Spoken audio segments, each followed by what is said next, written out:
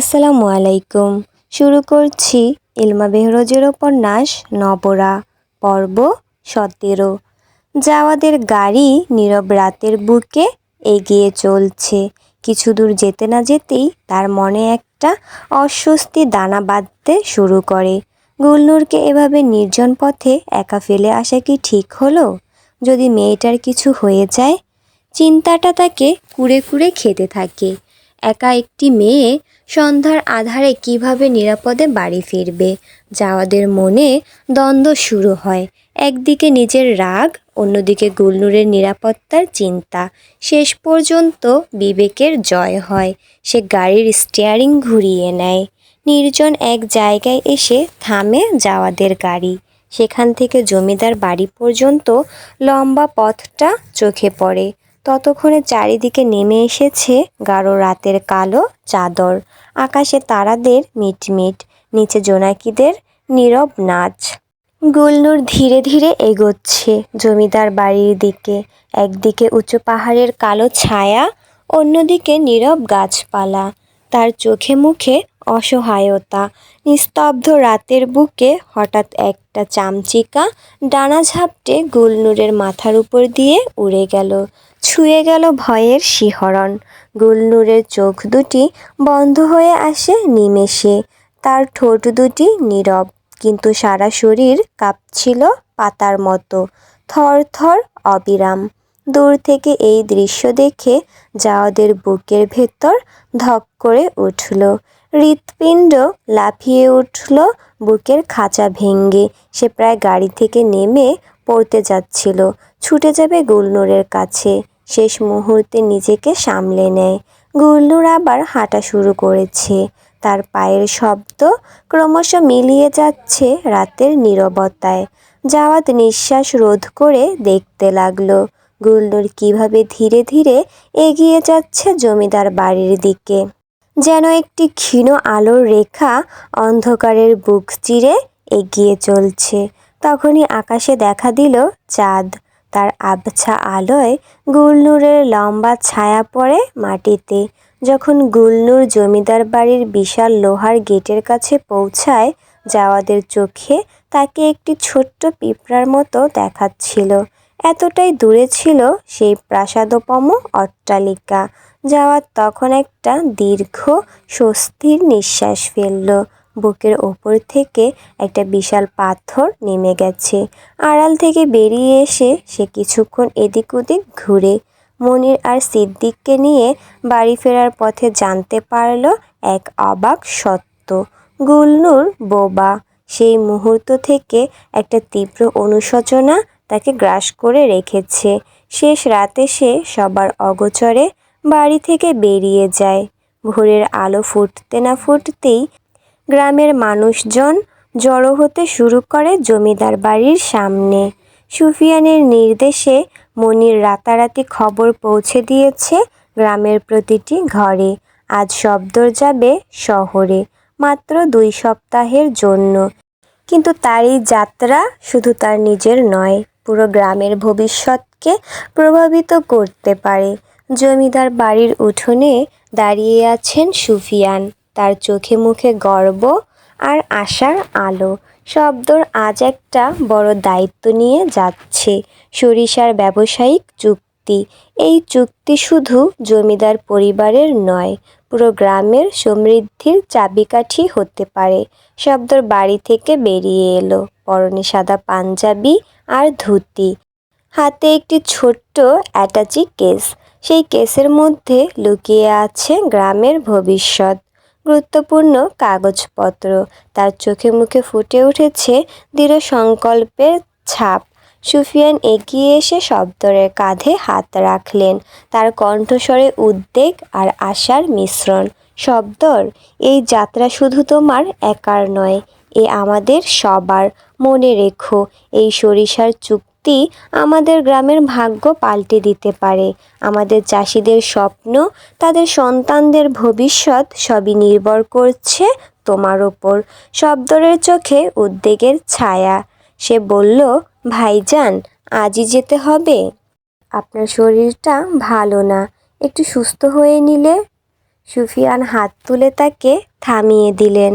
না শব্দর, তুমি তোমার দায়িত্ব পালন করো, আমার জন্য চিন্তা করো না। আমি মনিরকে সঙ্গে নিয়ে কবিরাজের কাছে যাব, তুমি নিশ্চিন্তে যাও।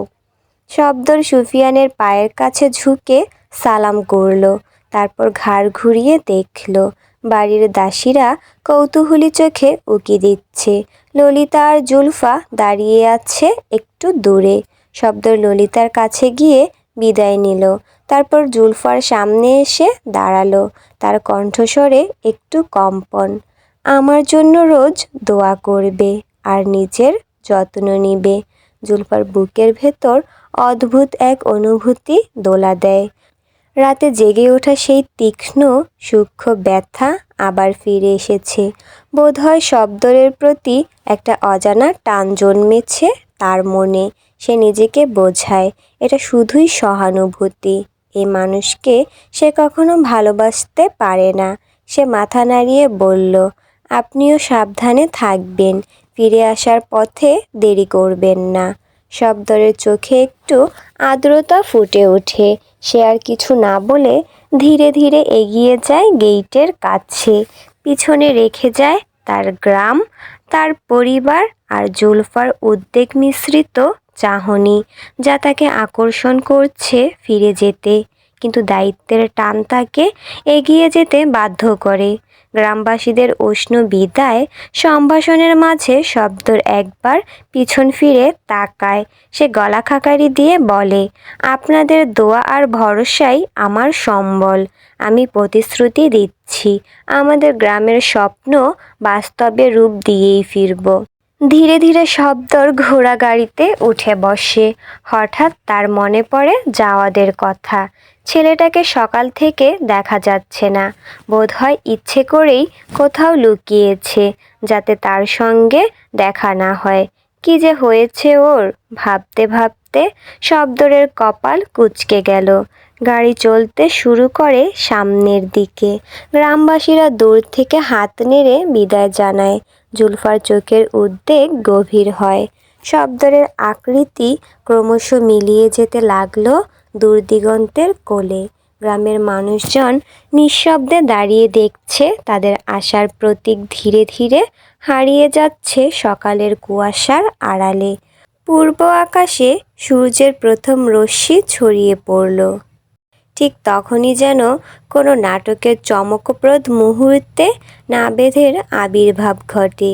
সে আলো ফোটার পূর্বেই দৌড়াতে বের হয়েছিল, এখন ছুটে আসছে বাড়ির দিকে। তার দেহ থেকে ঝরছে ঘামের ধারা, শ্বাস প্রশ্বাস হাঁপড়ের মতো চলছে। জুলফার চোখ স্বতঃস্ফূর্তভাবে নাবেদের দিকে আকর্ষিত হয়। তার দৃষ্টিতে যে উদ্বেগ ছিল শব্দরের জন্য, তা মুহূর্তেই মিলিয়ে যায়। সেখানে জেগে ওঠে মুগ্ধতার ঢেউ। নাভেদের প্রতি তার এই তাকানো নির্মল আকাশের ছবির দিকে তাকানোর মতো অসীম। জুলফা হঠাৎ সচেতন হয়ে ওঠে চারপাশের লোকজনের উপস্থিতি সম্পর্কে। লজ্জা আর সংকোচে তার মুখ লাল হয়ে যায়। সে দ্রুত নিজেকে সামলে নিয়ে খাসমহলে চলে যায়। 2 দিন পর আকাশের গায়ে সূর্যের হেলে পড়া রাঙা আভা ছড়িয়ে পড়েছে জমিদার বাড়ির প্রাঙ্গণে। বিকেলের নরম আলোয় সোনালি হয়ে উঠেছে চারপাশ।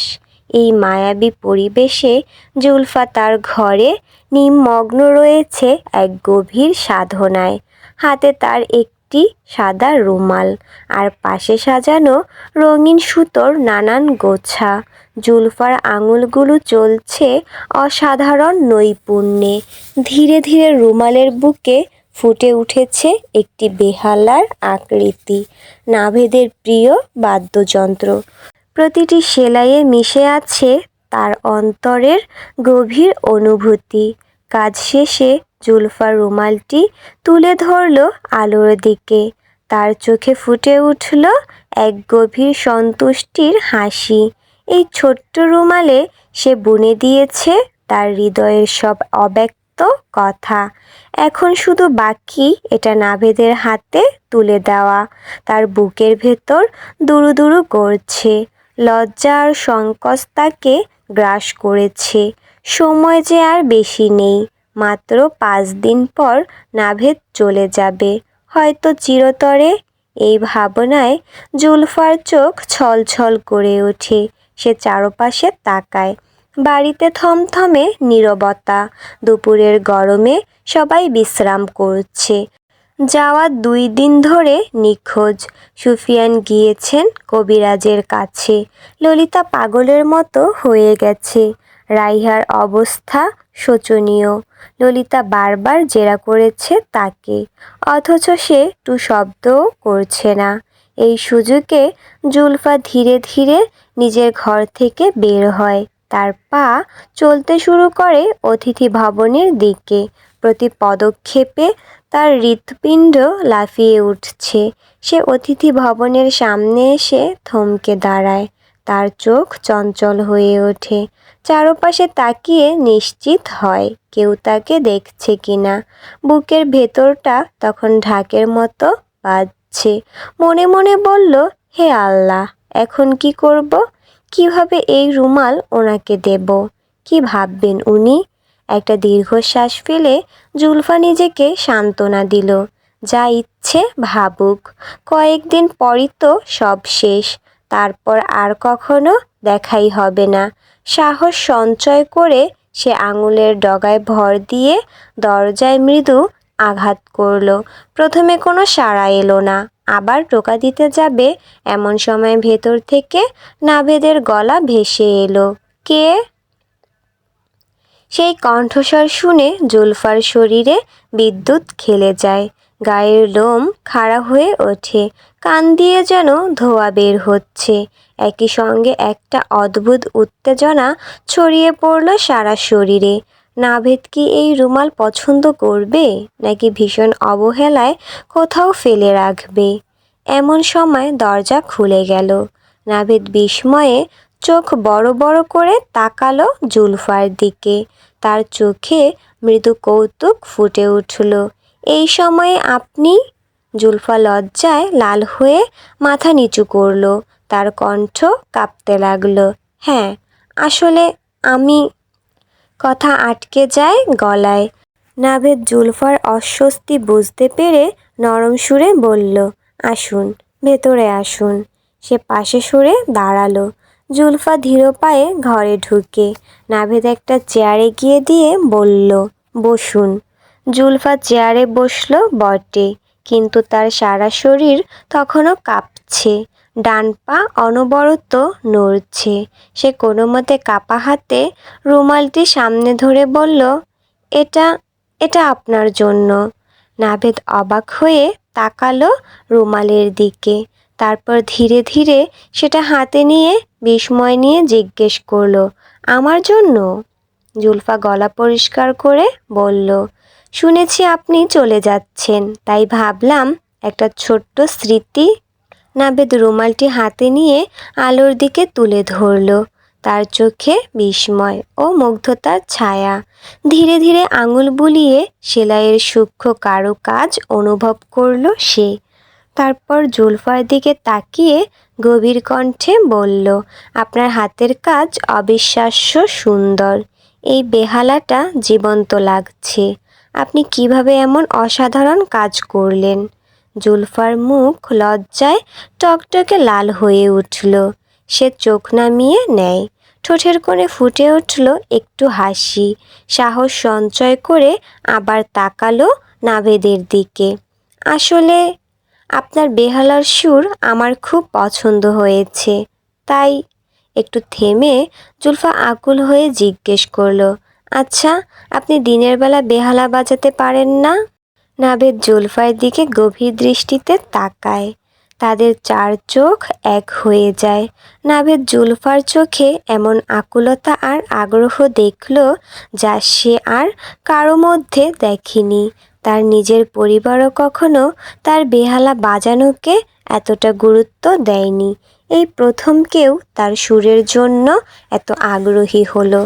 নাভেদ গলায় অনুভূতির ঢেউ নিয়ে ধীরে ধীরে বলল, আমি আপনার জন্য বাজাবো। আপনি ছাড়া আর কেউ এই বেহালার জন্য এতটা আগ্রহ দেখায়নি। সে হাত বাড়িয়ে বেহালাটা স্পর্শ করল। তারপর জুলফার দিকে তাকিয়ে মৃদু হেসে বলল, যদি চান এখনই বাজাতে পারি। জুলফার মুখে হাসি ফুটে উঠল, তার চোখে আনন্দের ঝিলিক। সে উচ্ছ্বসিত কণ্ঠে বলল, সত্যি আপনি এখন বাজাবেন? নাভেদ হেসে মাথা নেড়ে সম্মতি জানায়। সে উঠে গিয়ে বেহালাটা হাতে তুলে নেয়। জুলফার দিকে ফিরে একটু হেসে বলল, আপনার জন্য একটা বিশেষ সুর বাজাবো। এই সুরটা আমি কখনো কাউকে শোনাইনি। জুলফার বুক আনন্দে ভরে ওঠে। নাভেদ তার পছন্দকে শুধু প্রশ্রয় দিচ্ছে না, তার জন্য একটা বিশেষ সুরও বাজছে। সে মনে মনে বলল, এই মুহূর্তটা চিরকালের জন্য থেমে যাক। নাভেদ বেহালাটা কাঁধে তুলে নিল, তারপর চোখ বন্ধ করে একটা গভীর শ্বাস নিয়ে বাজাতে শুরু করলো। প্রথমে একটা করুণ সুর ভেসে এলো, সেই সুরে বহু যুগের বিরহ ও বেদনা মূর্ত হয়ে ওঠে। জুলফার চোখ ছলছল করছে। তারপর ধীরে ধীরে সেই সুর বদলে গেল, এক অপূর্ব মিলনের সুর ভেসে এলো, যেন দুটি আত্মা খুঁজে পেয়েছে একে অপরকে। জুলফা মন্ত্রমুগ্ধের মতো শুনছে, তার চোখ দিয়ে অজান্তে জল গড়িয়ে পড়ে। নাভেদের আঙুলের জাদুতে বেহালা কথা বলছে, সেই কথায় অনেক অব্যক্ত আবেগ, অনেক অজানা আকাঙ্ক্ষা। বেহালার শেষ সুরটি বাতাসে মিলিয়ে যেতে যেতেই একটি চিৎকার ভেসে এলো, নাভেদ, নাভেদ! রাইহার উদ্বিগ্ন কণ্ঠস্বর ভেঙে পড়ল নীরবতার বুকে। নাভেদ চমকে উঠল, তার হাত থেকে ছিটকে পড়তে চাইল বেহালাটা, শেষ মুহূর্তে সামলে নিল। জুলফার দিকে একবার তাকিয়ে সে তাড়াতাড়ি বেহালাটা নামিয়ে রাখল পালঙ্কে। পায়ের শব্দ ক্রমশ কাছে আসছে। নাভেদ দ্রুত উঠে দাঁড়ায়, তার চোখে বিভ্রান্তি আর উদ্বেগের ছায়া। সেই মুহূর্তে দরজা খুলে গেল ঝড়ের বেগে। রাইহা ছুটে এলো ঘরের মধ্যে, চুল এলোমেলো, চোখে জল, মুখে উদ্বেগের ছাপ। সে একেবারে সোজা এসে জড়িয়ে ধরল নাভেদকে। নাভেদ হকচকিয়ে যায়। সে ধীরে ধীরে হাত তুলল রাইহার পিঠে। কি হয়েছে? তুমি এত উত্তেজিত কেন? জিজ্ঞেস করল সে। চেষ্টা করল নিজের স্বর শান্ত রাখতে। জুলফা যেন বাজ পড়ার শব্দে জেগে উঠল স্বপ্নের জগৎ থেকে। সে ধীরে ধীরে উঠে দাঁড়ালো চেয়ার থেকে, তার দু চোখ বিস্ফারিত, অবিশ্বাস্যে ভরা। এই তো কয়েক মুহূর্ত আগেও সে ছিল এক স্বর্গীয় অনুভূতির মধ্যে, আর এখন